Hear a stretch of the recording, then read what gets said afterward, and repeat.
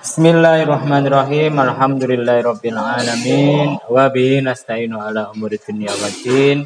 Wassalatu wassalamu ala asrofil anbiya'i wal mursalin sayyidina maulana Muhammadin wa ala alihi washabihi ajmain. Amma ba'd. Qala al-musannif rahimakumullah wa bi ulumi fid dharaini amin ya rabbal masalah fikih. Fikih itu apa Mas? Terus? Ya, jadi fikih itu adalah ilmu yang berkaitan dengan hukum-hukum agama yang sebangsa pekerjaan. Itu namanya fikih. Kalau sebangsa hati itu namanya akhlak atau tasawuf. Kalau sebangsa pemikiran, ideologi, itu namanya ilmu tauhid. Jadi kalau kita bayangkan ya, bayangkan. Misalkan Mas siapa ini? Mas Irfan. Mas Irfan ini lagi jatuh cinta sama seseorang. Ya, Maya. Jadi sebelum Anda jatuh cinta sama seseorang, kan harus tahu itu siapa orangnya. Maya. Orangnya mana? Jadi pertama kita harus kenal dengan orangnya dulu, namanya siapa, sekolahnya di mana, tempatnya di mana. Lah itu ibaratnya adalah ilmu tauhid. Kalau Anda ingin ibadah kepada Allah, kenapa? Karena Allah mengatakan manusia diciptakan itu hanya untuk beribadah. Wa ma khalaqtul jinna wal insa illa liya'budun. Tidaklah diciptakan manusia dan jin kecuali hanya untuk beribadah kepada Allah.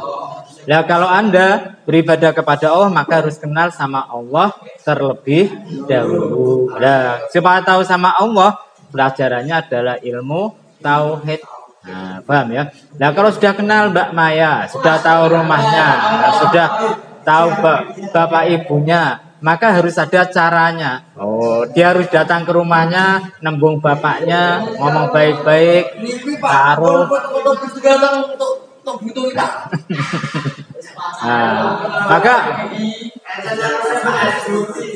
Maka itu harus ada caranya yang benar. Caranya yang benar. Sama dengan orang kalau mau ibadah kepada Allah Subhanahu wa taala, supaya tahu cara yang benar, belajarnya ilmu fikih. Ilmu fikih ya. Nah, kalau sudah kenal, sudah tahu caranya, sudah nembung bapaknya. Nah, nanti kan habis itu apa yang paling penting? Nikah. Ya toh, nikah. Nah, supaya pernikahannya langgeng, supaya pernikahannya itu tetap tidak sakinah mawaddah warahmah, maka Mas Irfan ini harus punya sikap yang bagus toh, sama istrinya lembut. Jangan KDRT, ya kan, jangan KDRT. Suka bercanda sama istrinya. Nah, sama dengan itu, orang kalau sudah ibadah kepada Allah supaya pahalanya tidak lenyap, tidak hancur, tidak binasa, tidak salah, maka harus belajar namanya ilmu akhlak atau ilmu tasawuf. Paham ya? Nah, kemudian ketika nanti Anda di akhirat nanti, ibadah apa yang paling penting itu, Mas? Salat. Karena amal yang pertama kali dihisab sama Allah Subhanahu wa taala itu adalah salat. Bahkan ada hadis yang mengatakan miftahul jannati as-shalah. Kuncinya surga itu adalah salat. Nah, supaya salat kita sah, kita harus tahu syarat rukunnya yang membatalkan. Nah, supaya kita sholatnya sah harus tahu bahwasanya kita tidak kita tidak mempunyai hadas besar, hadas kecil, badan kita tidak terkena najis. Nah, karena itu kita belajar namanya ilmu bersuci, toharoh. Paham ya? Kita bersuci. Nah, bersuci yang paling penting itu pakai apa? Karena itu kitab fikih biasanya pertamanya pakai kitab Thaharah, bab yang dibahas adalah tentang air. Kitab Thaharati utawi kitab nerake masalah sesuci. Utawi kitab nerake masalah sesuci. Apa bersuci itu, Mas? Sudah tahu Anda, ayo kita bersuci. Apa bersuci itu? Ya, itu aja. Hah? Nah, jadi bersuci itu artinya mengerjakan sesuatu agar diperbolehkan untuk ibadah. Nah, orang itu tidak bisa ibadah biasanya pertama karena punya hadas. Yang kedua karena ada najis. Najis itu apa najis? Najis itu apa? Apa mas? Oh, bukan. Salah apa mbak? Mas?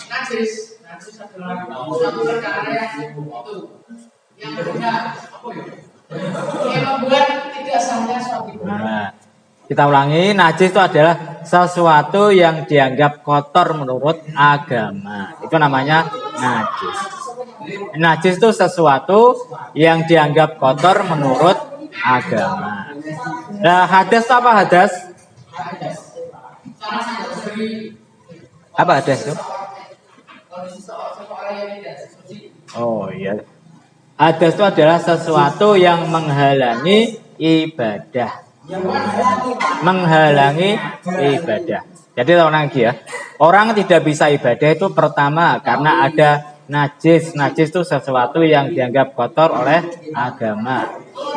Kemudian ada hadas. Hadas itu sesuatu yang menghalangi ibadah. Nah, hadas itu nanti ada macam, hadas kecil dan hadas besar. Hadas kecil itu apa?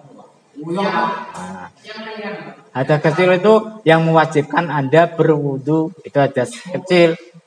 Nah, hadas besar yang mewajibkan mandi. Ya. Semuanya kan pakai air kan? Nah, karena itu kita pertama yang kita bahas tentang masalah air. Almiyahu. Nanti habis materi, ya sebentar. Nanti habis materi akan saya ajukan pertanyaan ya. Setiap orang ada 2 pertanyaan. Kalau bisa nanti boleh pulang.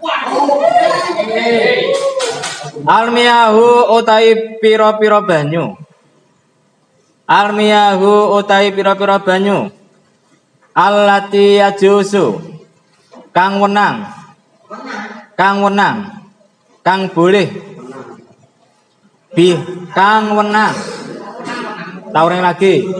Almiyahu utawi piro-piro banyu. Allati yajusu kang wenang. Kang boleh. Biha kelawan banyu. At-tadhiru apa sesuci. At-tadhiru apa sesuci. Sab'u miyahin iku 7 piro-piro banyu. Sab'u miyahin iku 7 piro-piro banyu. Ma'us samai rupane banyu langit. Banyu langit itu apa mas? Nah, jadi air langit itu air hujan, tapi sebetulnya di langit itu nanti ada beberapa air. Pertama air hujan, yang kedua nanti ada embun. Embun itu juga dari langit.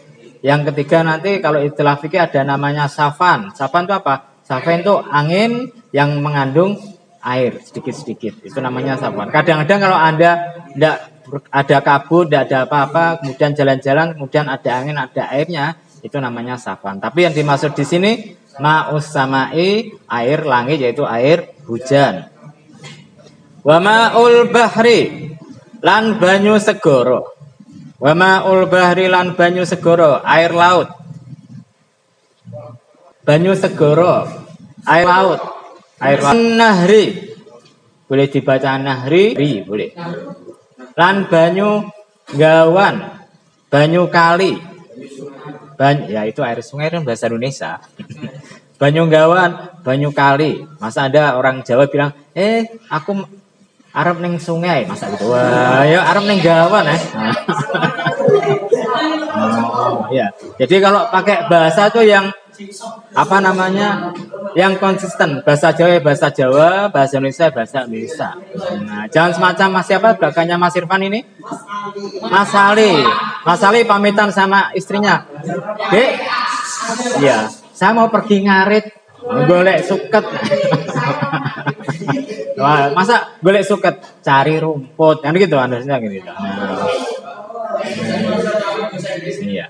Wa ma'ul bi'ri lan banyu sumur. Wa ma'ul bi'ri lan banyu sumur. Wa ma'ul aini lan banyu sumberan. Tahu banyu sumberan? Bukan. Sumber mata air. Banyu sumberan. Ya semacam kalau Anda pergi ke danau, danau kan tuh sumberan kan? Ya sumur kan Anda gali, kemudian Anda cari airnya. Oh, air terjun itu kali kan? Sungai kan dari atas kan ya. Nah.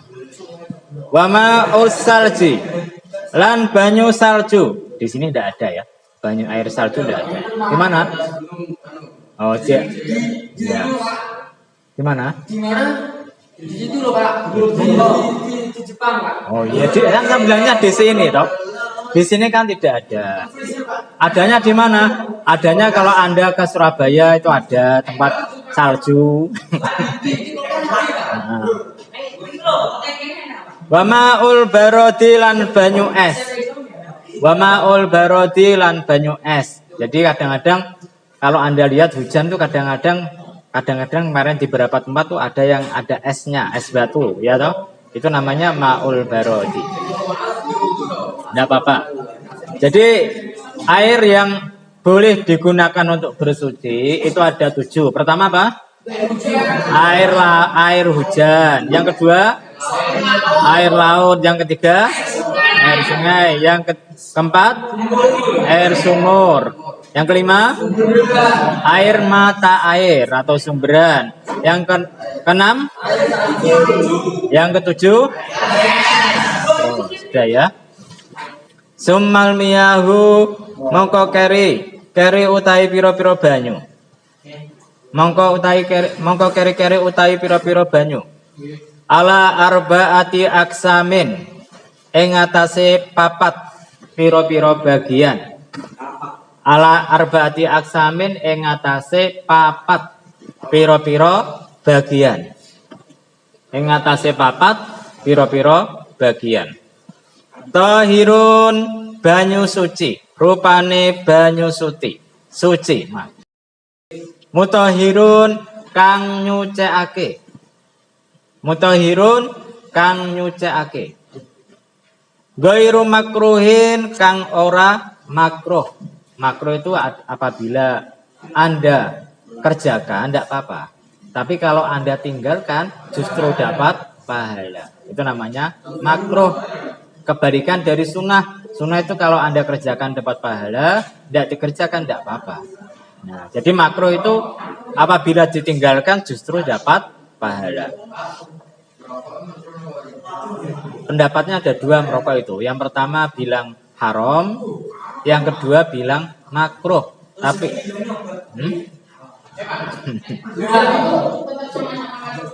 apanya?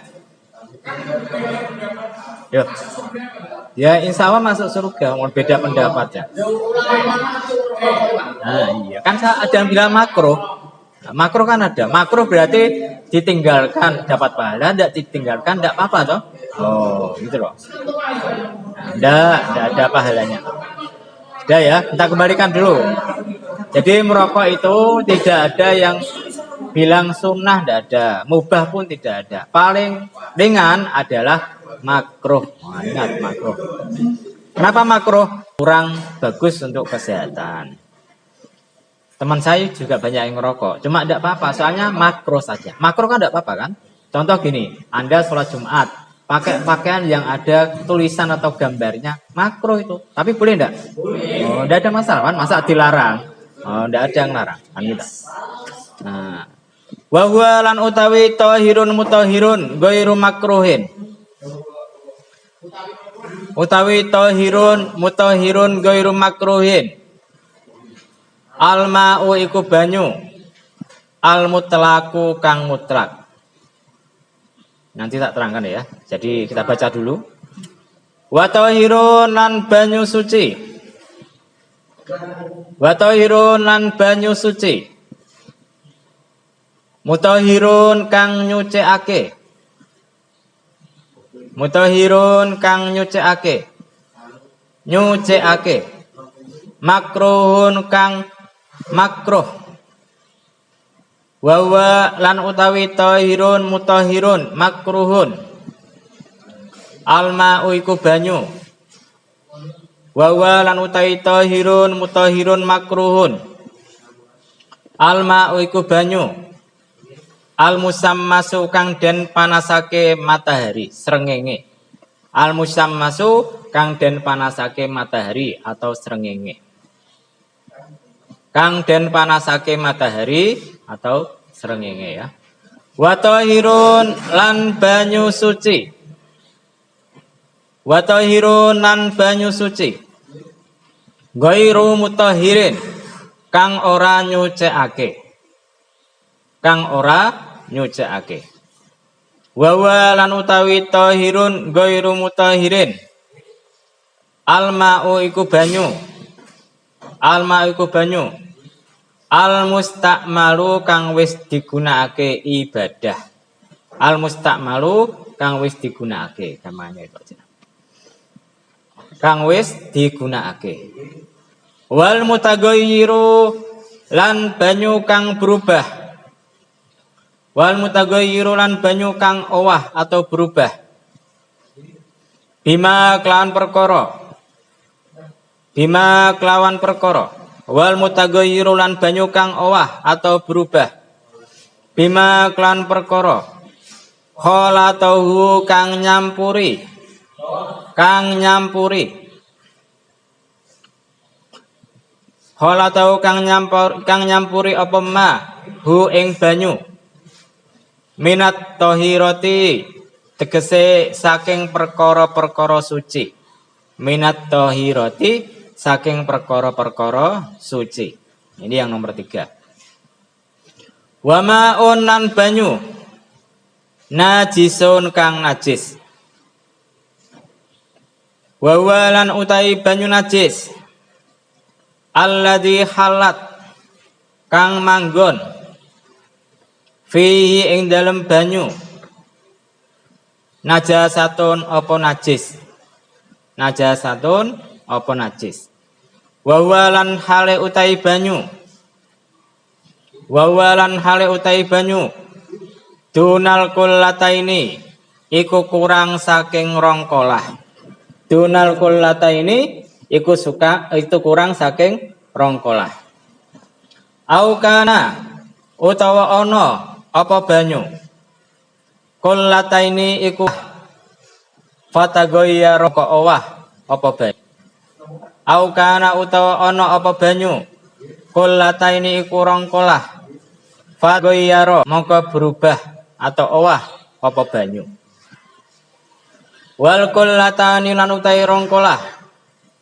Wal kullatani lan utai rongkolah. Khamsumi atiritlin iku 500 kati. 500 kati. Kati itu timbangan orang Arab ya. Kati 500 kati.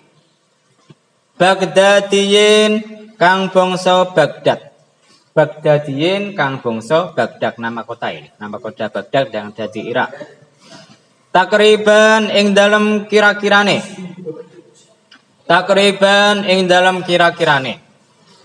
Fil as-sahih ing dalam qaul atau ing dalam pendapat kang paling sah. Fil as-sahih ing dalam. Jadi sekarang kita membahas macam-macam air dari sifatnya. Kalau tadi kita membahas air dari asalnya. Nah, jadi kalau kita singkat, air itu berasal dari 2 benda, dari 2 perkara, dari langit dan dari bumi, ya kan? Nah, yaitu air yang boleh digunakan untuk bersuci tadi ada berapa, Mas? Apa saja? Air hujan, air laut. Tuh. Ya. Nah, sekarang kita bahas masalah air dilihat dari sifatnya. Pertama, namanya air mutlak. Air mutlak. Apa air mutlak itu? Nah, air mutlak itu artinya air yang tidak dibatasi dengan sesuatu. Itu namanya air mutlak. Contoh, misalkan kalau kita berkata air kelapa, itu air mutlak enggak? Enggak kan? Kalau kita mengatakan air kopi, mutlak enggak? Nah, karena itu ada batasannya. Paham ya? Ya, kalau kita mengatakan air sumur, itu air mutlak enggak? Nah, mutlak kan? Nah, jadi air mutlak itu nanti adalah air yang suci. Ya, suci dulu ya. Tohirun itu suci. Suci itu artinya apa? Suci itu artinya bisa untuk diminum, bisa untuk masak. Nah, itu namanya suci. Paham ya? Kemudian mutahhirun artinya mensucikan. Apa artinya? Bisa untuk mencuci baju, bisa untuk wudhu, bisa untuk mandi. Kemudian ghairu makruhin. Artinya tidak makruh. Boleh digunakan untuk apa saja. Paham ya? Kemudian yang kedua ada namanya adalah air musammas.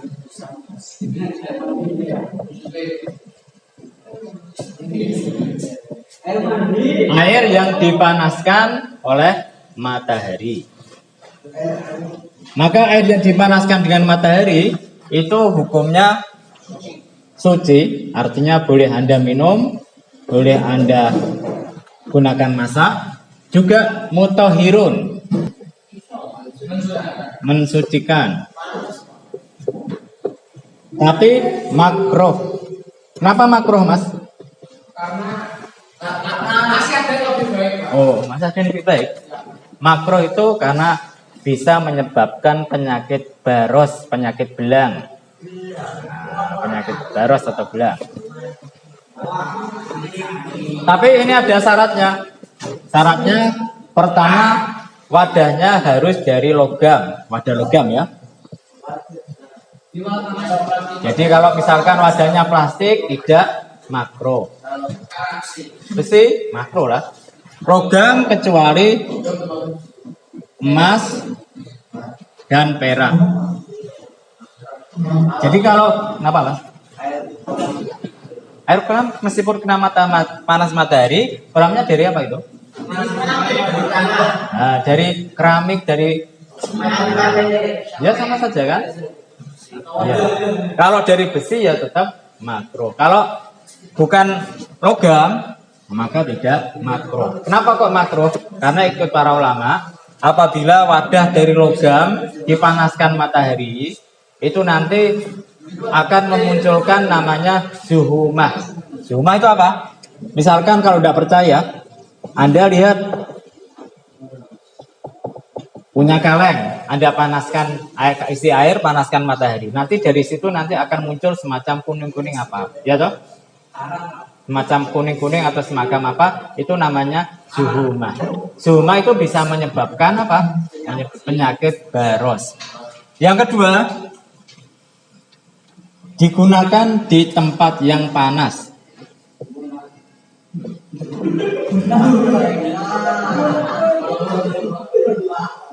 Artinya apabila ada air musammas digunakan waktu hujan-hujan, waktu mendung, waktu dingin tidak apa-apa, paham ya? Atau di luar yang dingin tidak apa-apa. Tapi kalau di Indonesia kan panas, nah, maka menjadi makruh, paham ya? Ya, musim dingin boleh pakai musammas boleh. Karena apa? Karena sebetulnya ikut para ulama, ikut Imam Nawawi. Nah, iya. Air musammas itu tidak makruh digunakan. Kenapa? Karena hadisnya itu hadis yang lemah, yang mengatakan bahasanya menyebabkan penyakit baros.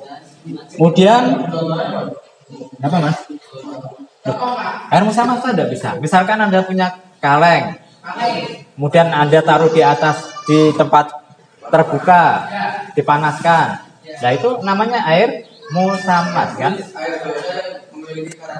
Ya, air biasa yang ditaruh di wadah logam, kemudian dipanaskan matahari, digunakan di tempat yang panas. Bagaimana kalau manaskannya tidak pakai matahari, digodok misalkan? Ya tidak apa-apa kan? Nah, tidak apa-apa, digodok tidak apa-apa. Berarti itu diminum Pak. Ya, boleh kalau kuat. Nah, loh, untuk berwudu. Nah, untuk berwudu bukan bikin kopi. Untuk berwudu untuk mandi. Bang ya. Kemudian yang ketiga, nah, air mustakmal. Apa air mustakmal itu? Air yang sudah digunakan untuk ibadah. Ya, contoh misalkan Mas siapa ini? Belajar Mas Ali siapa? Belajar Mas Ali. Ya, Mas Zaki. Ya, Mas Zaki dia mandi tapi di bawahnya dikasih bak. Bukan sifatan, airnya biar berada di bawah bak. Kemudian ya sisa mandinya Mas Zaki itu boleh digunakan sama Mas Irfan atau Mas Ali berwudu tidak? Tidak boleh, karena apa? Karena air sudah digunakan untuk berwudu, mandi. Nah, belum. Air mustakmal itu hukumnya adalah suci. Nah, artinya boleh diminum. Misalkan Mas Zaki mandi, airnya taruh di bawah, kemudian ada Mas Ali diminum airnya, tidak apa-apa. Tidak apa-apa.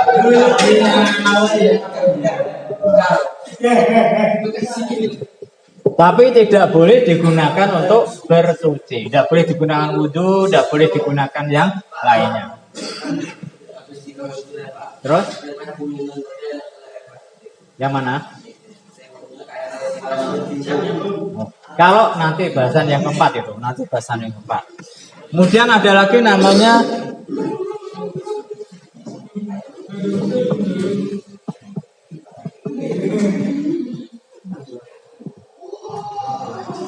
air yang bercampur dengan sesuatu yang suci.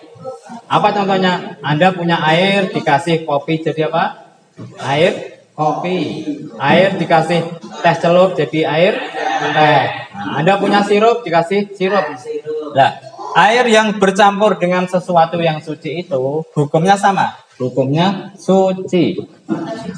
Suci. Artinya Anda boleh minum enggak?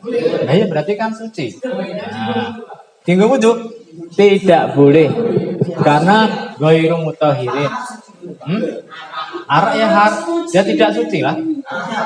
Arak kenapa tidak suci? Arak itu adalah perkara yang haram. Karena haram maka menjadi tidak suci. Paham ya? Kenapa? Kenapa? Arak. Ya, berarti kan harus mandi lah, harus dibersihkan lah yang kena arak. Ya yang kena sebagian itu dibasuh. Kemudian yang terakhir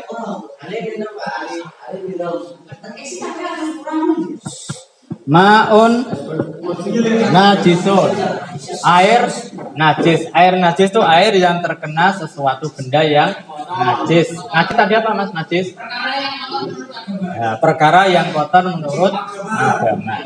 Dan nanti air najis dibagi menjadi dua ya. Nah, pertama air yang najis yang sedikit.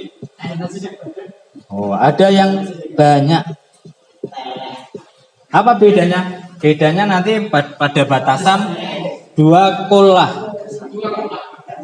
2 kolah itu berapa Mas?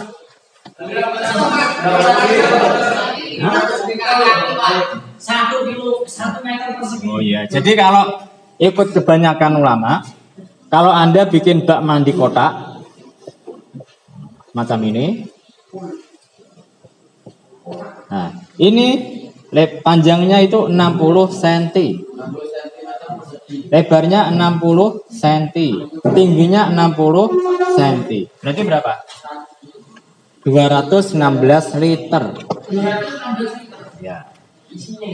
Ya kalau Anda pilih 60 cm, 60 cm, 60 cm, ya, ya full lah, harus full lah. Satu-satu. Ya selama lebih dari 2 kolah, tidak apa-apa. Jadi, bentar, perhatikan dulu. Ya perhatikan dulu. Air najis itu Kalau kurang dari 2 kolah atau sedikit, itu tidak boleh digunakan untuk bersuci. Tidak boleh, ya. Tidak boleh digunakan untuk minum. Contoh misalkan apa? Contoh misalkan Anda punya gelas. Gelas kemudian ternyata tidak sengaja ada cicak kencing di situ. Nah, itu kan. Contoh misalkan, Anda bayangkan aja tidak apa-apa. Atau misalkan kalau cicak tidak mungkin Mas Sali yang kencing di situ. Nah, karena airnya itu sedikit, maka tidak boleh digunakan untuk bersuci dan tidak suci. Paham ya? Bagaimana kalau airnya lebih dari 2 kolah? Kalau lebih dari 2 kolah, selama tidak berubah, itu tetap suci dan mensucikan. Ya kan lebih dari 2 kolah kan? Iya, suci dan mensucikan selama tidak berubah. Ya. Sebentar. Selama tidak berubah. Kalau berubah maka airnya tidak suci dan tidak mensucikan. Contoh misalkan ada kamar mandi atau kolah, ya kan? Ada penuhi ternyata kemudian ada Mas Zaki kencing langsung jadi kuning semua. Berarti apa? Berarti airnya tidak suci meskipun lebih dari 2 kolah, ya kan? Tapi kalau misalkan air 2 kolah lebih, kemudian ada Mas Zaki kencing tidak berubah, ya tetap suci dan mensucikan. Paham ya?